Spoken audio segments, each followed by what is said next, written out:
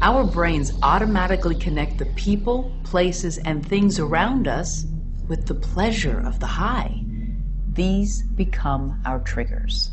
Triggers generally fall into two categories: external and internal. External triggers are the people, places, and things that we associate with our use. Internal triggers are intense emotions such as anger, hurt, desire, or fear that cause us to want to use. When we think about or come into contact with these triggers, our brains release dopamine, causing us to crave. The music, places. Dollar bills, CD cases, because I used to use CD cases to crush up my drugs on. Be driving through neighborhoods where I scored drugs. Well, for me, it's the streets.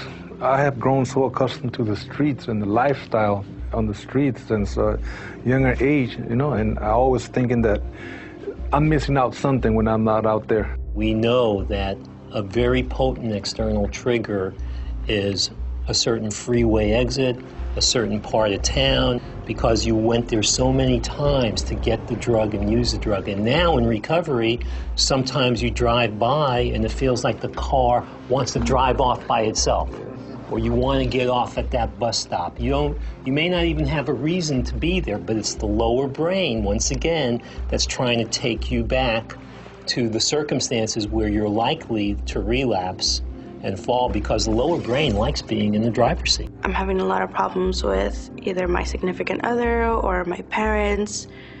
Relationships in general are very hard. You try to recognize the emotion and then do something else.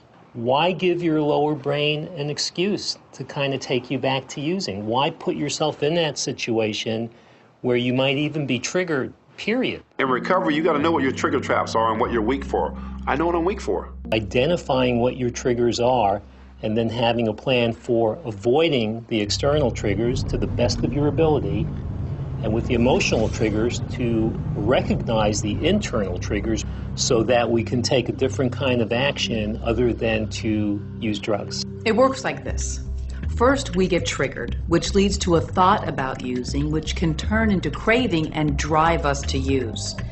We have to stop this trigger, thought, craving process right after the thought, before it becomes a craving and gets out of control.